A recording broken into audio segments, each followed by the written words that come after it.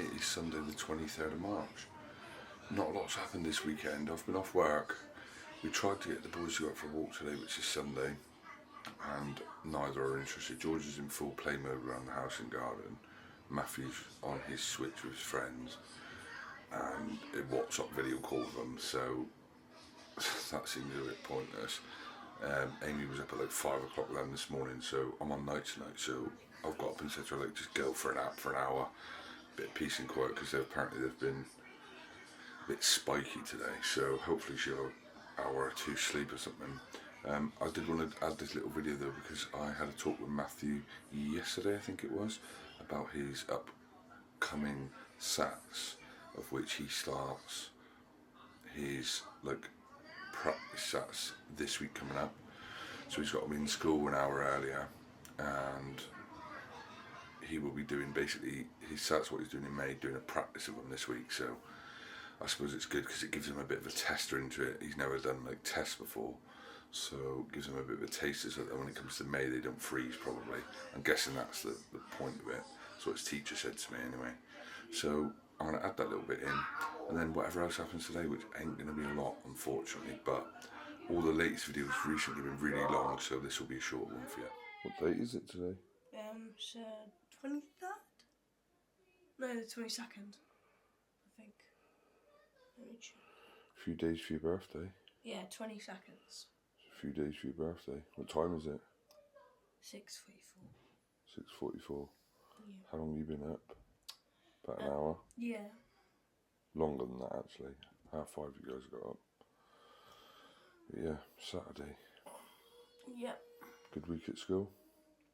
Next week it's mock SATS. I'm nervous for it. What are you nervous for? Tell me. I don't know, I just feel nervous for it for some reason. I don't know why.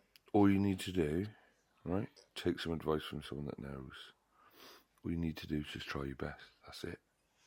Yeah, and for some reason they like separate us in different rooms. Yeah, but don't worry about any of that. I'm in the classroom. But that's good. But don't worry about any of that. All you've got to do... Also, there'll be lots of teachers involved. That's all right. But just remember, all you got to do is do your best. That's all. Your best is enough. That's it.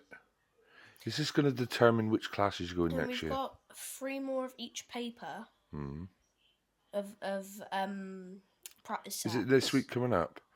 You've got to be in early every day. Yeah, we got to be out at 8 o'clock. We'll have some breakfast. Have some like cereal. There's lots of cereals, like drinks and stuff. And we had a little peek of it. There's like this section in the classroom. It was me and Riley's seat. So it's like So a familiar seat. it's like the section for the breakfast and stuff. You have like bowls and stuff. Yeah, but what I'm saying is, how many SAT papers do you have to do? So first we have to do English and grammar, reading paper, maths paper 1, 2 and 3. We do 2 of them on Wednesday and 1 on Thursday. Yeah. And we don't do 1 on Friday. We mark our reading paper on Friday for some reason. I don't know why. I don't know why we like mark them on the day that we do it. So you just English and maths? No, English, maths. Yeah, English, reading and maths. So the main 3? Yeah. You'll be fine. We have to do 3 more of those. But like I said to you, all you have to remember is you've everything that it's going to ask you in the test you've learnt about. So you just do your best. That's all. We did knowledge and nibbles the other day, and that we did a maths test. There wasn't an actual maths test; it was practice. And then, do you want to know what I got out of 40? 38. Well, that's what I mean. I got 34 this week. I got a bit less. All you've got to remember is you just do your best, and that'll be fine. Yeah. Okay. What are you doing? Well, guys. We also constantly strive to improve every aspect of being George is playing. Is that Sackboy? technology. Sackboy. More smile. Is it Sackboy? Sackboy. Sackboy. Right? So yeah, he's happy enough. Happy, Math? I thought you were on video call.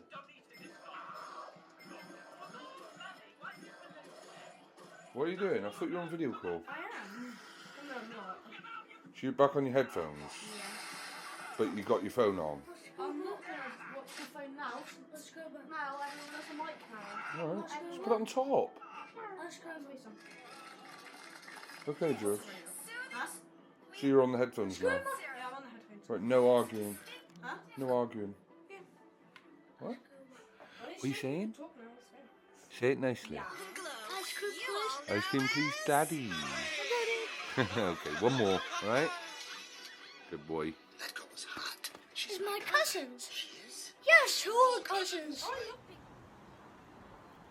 For anyone who may want to know what the weather's like in England, this is a very clear day.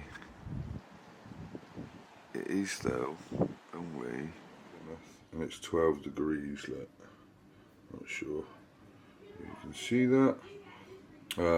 And next week you're talking the best is like 12, 13 degrees. You can't see that now. So I would imagine that's pretty cold for most of you guys. That's warm for us, so that's actually quite nice. But yeah, not the best weather in this country. Not compared to when I watch Dave's videos in San Antonio. Makes me a little bit jealous. So anyone that's watched our channel for a while, this is a Japanese maple stroke Acer tree. We call it George's tree. It looks very bare, but look at the leaves starting to come back already. I'll put a picture up of what it normally looks like in full bloom, I mean, when it's green anyway. It goes green, red, and then it goes back to red and then drops all the leaves in the winter. It goes completely bold like that, and it turns into what I'm just going to show you in the corner. Quite a nice tree if you can get them to grow. And to be honest, we don't do anything with this, it's just in a little stone bed. But it's a beautiful tree when it blooms. George likes hanging woody from it though. So one thing I did want to talk about is, yesterday we had my sister come round with Isaac, who is my nephew and the boy's cousin. He has got very similar needs to George, maybe in between George and Matthew's needs. He's probably, maybe it's hard for me to say that, it's not fair for me to say that, but I would say his needs are not as severe as George at that age. But he's not as independent as Matthew was at that age, if that makes sense. That's probably the fairest way to say it. So yesterday he came round just to pop round with Lucy for an hour, the one who's pregnant, who I showed you a few weeks ago, and it really went terribly.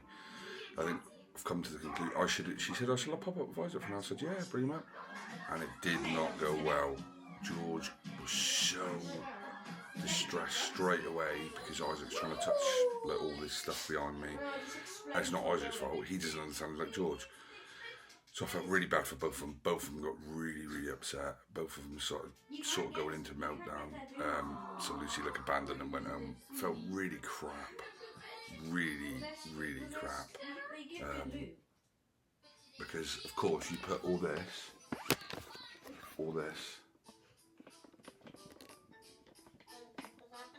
toys, all this behind me, in front of a autistic child, and then expect him not to touch it because George is going to get all panicky of him touching it. It's just not fair. I should have said to her, look, let's bring him up when it's just me and Amy here. So it's just another little kick really. Amy was really upset yesterday, I was a bit upset. I'm sure Lucy was upset, so I really apologise to her. Even though she knows it's not our fault, it's not George's fault. But does anyone else have that sort of issue where they've got quite a severely autistic child, and it just makes it impossible for other kids to come in and play? George sees this as his domain, his stuff. He doesn't want anyone touching it, not even Matthew or me or Amy touching it. So then to expect him to handle another autistic child touching his stuff, it would have been the same outcome if we went to hers, because George would have been touching his stuff and Isaac probably would have been the same. But it just, you know, it really gives you a kick in the teeth. You're pretty much to the fault where, like, even Amy's like, I hate autism sometimes, which I totally get. It just makes it so restrictive on what you can and can't do, where most people say, oh, bring a kid round for a play day. You just can't do that. And yesterday proved that George now is just not able to comprehend someone in the house touching his stuff. If Matthew's friends, Lucas and Leighton, come round with Sophie, he's fine. Because they're not touching the, like, what I would say, babies' toys, little figures and stuff. If we say to them, don't touch them, because George doesn't want anyone touching them, they won't. And if Harley comes around, his other cousin, she won't touch his stuff, she'll just sit with Matthew on the sofa and like, play games and stuff. And he's fine with that. But as soon as Isaac went to touch his toys, which of course he's going to do, George, he just could not handle it. So yeah, just expecting another child. I felt really bad for Isaac because he was crying because he'd come round, it's like dangling a carrot in front of him, show him all these toys that he hasn't got. He's got loads of toys, don't get me wrong, but his are different. Obviously, George's got different toys. He comes around and sees this train track here on the side, wants to touch it. Actually, to be honest, he didn't come out here because I said to Lucy, he can't go in the kitchen because if he touches the train track, George will go mad. I didn't think he'd react so defensively over all the other stuff, but he did, man. I've never seen him panic so much and go into meltdown. Oh no! Every time Isaac touched something, he was trying to take it off him, and it was just a horrible situation. And it just, that is one side of autism that really sucks, because I'd love him to be able to play with his cousin, have his cousin around whilst he's here and play together, and George just could not handle it. I think it's more because Isaac and him are very similar in needs, very possessive over things, and George is over the scale of it. Like, me and Amy will move a figure and he'll be like, oh no.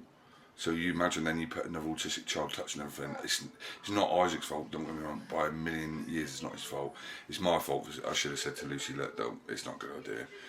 In the future, Lucy comes to visit us often as well, but normally it's when the kids are at school, so I think unfortunately we're going to have to go down that route. I think she'll totally agree. So sorry, Lucy, if you're watching this video in the comments. I'm sure she will. She watches nearly all the videos, I think. But yeah, it sucks. And then she had to deal with that as well, and then take him out of the house where she took him in and said, oh, look at all these lovely toys, and then take him out again. It was really bad. What are you doing?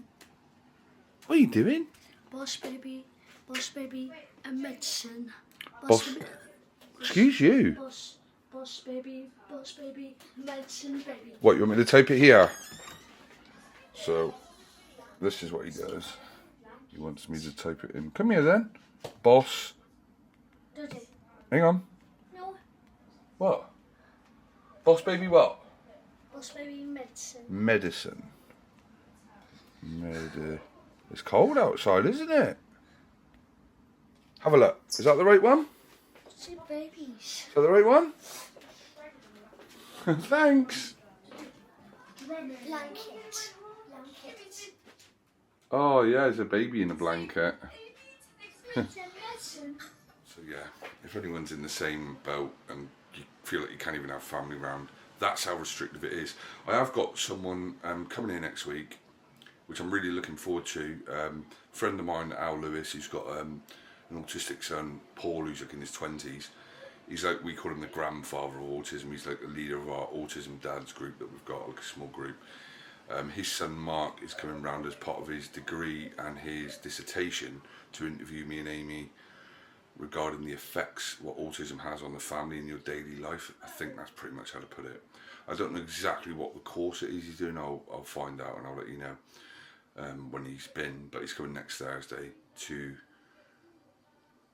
basically just talk to us really and record it for his dissertation. And his dad messaged me and said, make sure you got a box of tissues, so I'm sure that's going to be eventful. But yeah, we've got that next week, so I'm looking forward to seeing Mark. And yeah, Sunday now, so we're just going to pot around, let Amy have a bit of rest because she was up at like 5 o'clock in the morning. I've got work tonight. Washing's all done for the boys, so just baths to do really. So yeah, I'm going to end this little video there because I don't want to make it too long. The last ones were really long, and I just wanted to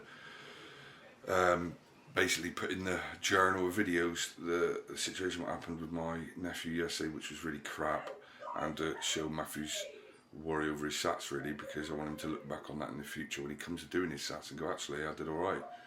And we've told him all you can do is do your best. That's it, that's all we want from him. So yeah, that's Sunday the 23rd of March. We'll see you on the next video. Bye for now.